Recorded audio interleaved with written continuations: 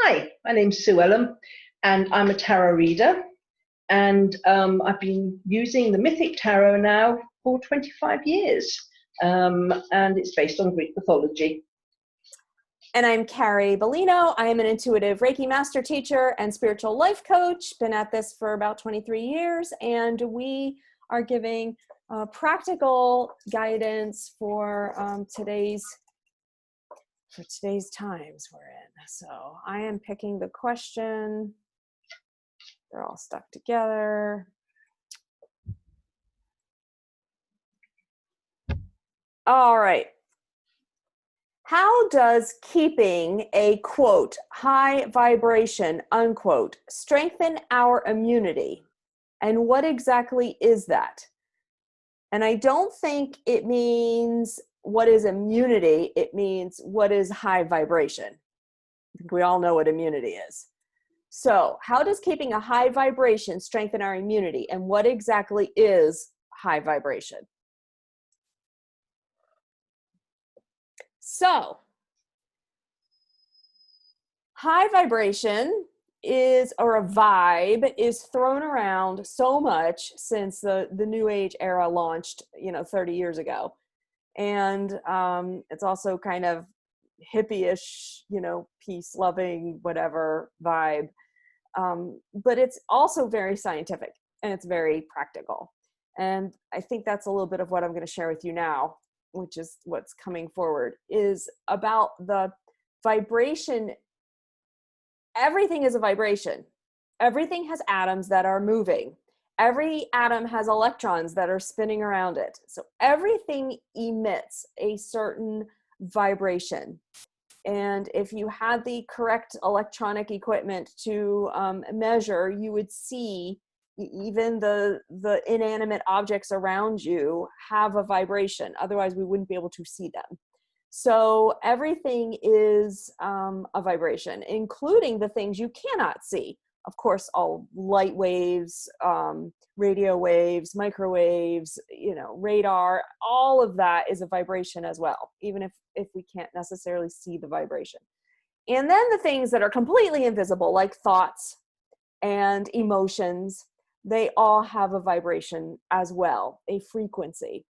And the faster and the higher up on a frequency scale something vibrates, the better it typically feels.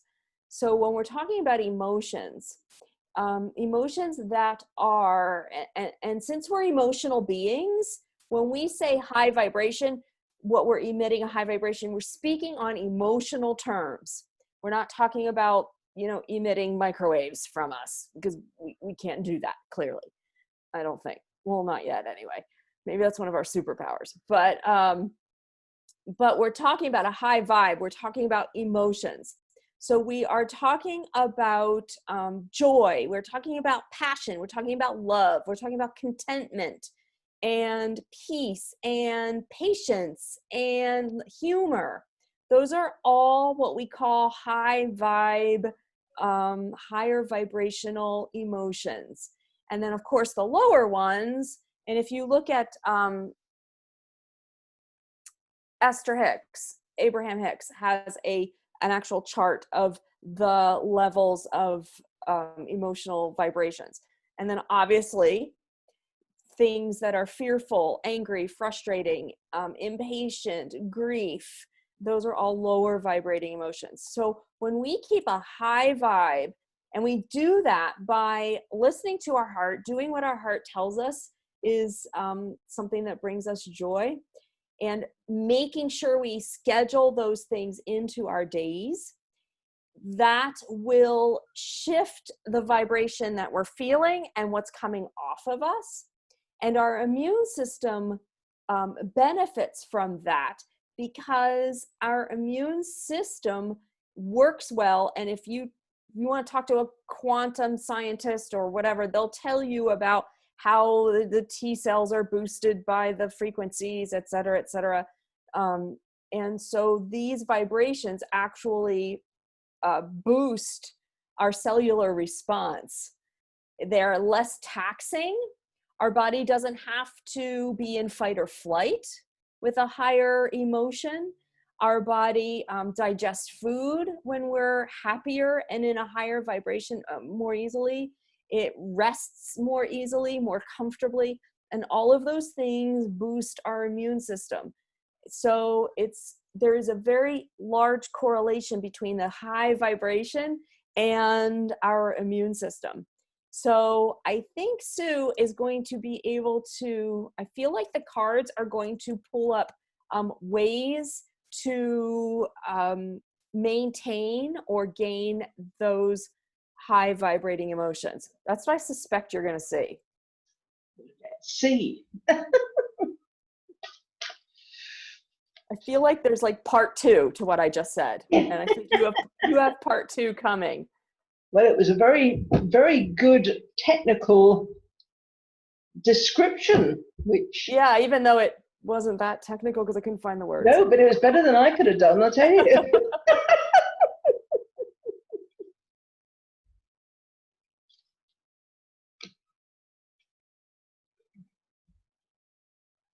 Okay, so we have the Two of Swords we start off with, and this is not high vibration. It's standing on your own, kind of in a situation of conflict, and and not listening to other people, not wanting to hear what people have to say. And the thing is, if we are in resistance, we are blocking our energy. So it's important to listen to what other people are saying, but then discard what doesn't resonate. But don't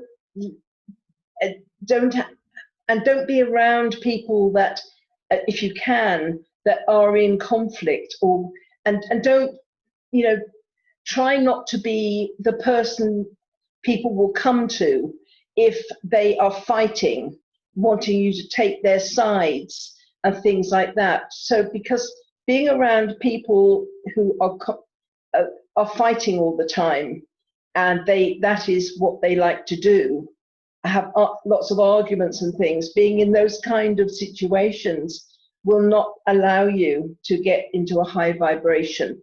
You need to come away from those kind of relationships, so you can elevate. And because it's very difficult in an argumentative environment, especially when people are bringing their arguments to you to either resolve or whatever, especially, and if they don't want to let go of it as well. Listen to what people are saying, but then do try and come away from the situations, or try to resolve them in a peaceful way. But this basically is not a comfortable place to be in, and this will lower your immune system, because the negative energy around you is bound to affect you. So it's coming away from situations where there's conflict, as well as you can. There we go. The Ten of Swords here. Ask for help. And I'm talking about spiritual help as well as help from people around you. Because spirit is wonderful. You say to the universe, help, I'm stuck.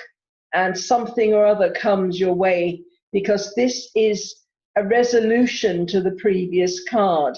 It's like the universe, or the spirit says, okay, she's had enough, or he's had enough. They've done everything they can. They now need to be rescued. And so it's like the rescue boat comes in and grabs you off Argumentative Island and zooms you off into a kind of a more peaceful horizon. I do like my stories. I have a vivid imagination.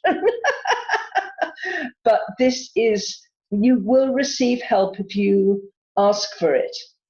And just send up thoughts of being in a peaceful place, away from drama, away from people's trauma, because they can try and bring you into it, but it's not yours, not unless you take it on board.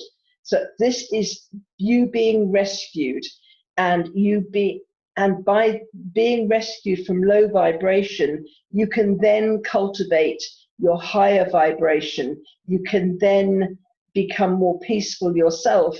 And the more peaceful you are, the better your immune system will be. King of Cups.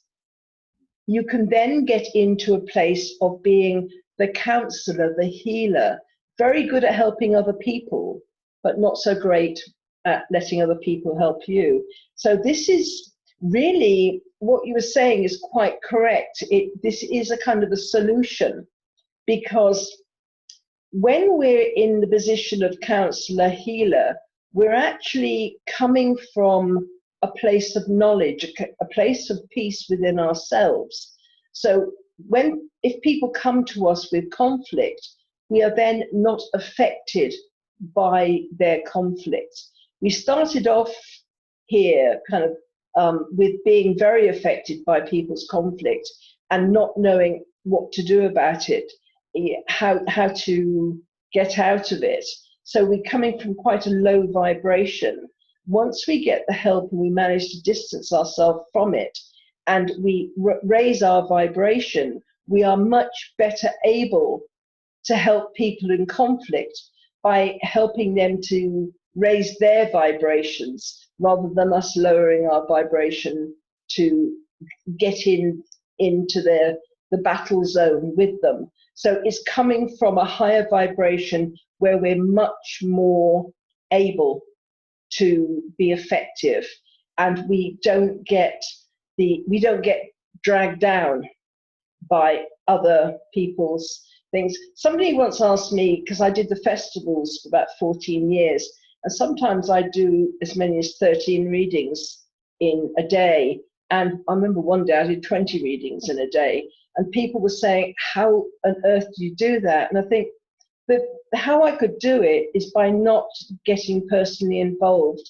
in the readings, because if I had an emotional attachment to, even if I knew the people, if I had an emotional attachment to the reading itself, then I probably maybe got through 3 or 4 and I would have been no good to anybody, because I would have been completely drained.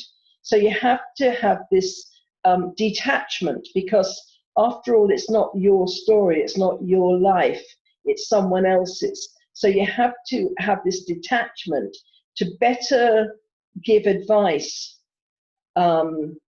because if you're in the milieu itself, you can't see clearly, because everybody's emotions are more powerful than your ability to deal with them. So by being able to distance yourself, realizing that this isn't your issue, you can give advice, but it's not your issue to take on board, then you can sleep at night, because you've given people the advice they needed, and then you can wash it off. It doesn't stay with you. And this is the difference from the beginning of these cards to where I am now with the King of Cups. And interestingly, yesterday's reading, we ended up with the King of Wands. And this is, for me, again, is a marketing thing. You've got good ideas, tell people about them, and you will be able to get off the fence, decide which side you want to jump, and then don't hide your light under a bushel. You will be able to be much more effective. The higher you bring your vibration, the better your immunity will be, not just against illness, but against other people's trauma and drama. You're better able to help them with their stuff rather than being at the same level as them, ending up in the battle itself. So those are the cards. Excellent. Well, we all need a little reminder in this day and age. So thank you for that. My pleasure. It was interesting cards. Yeah.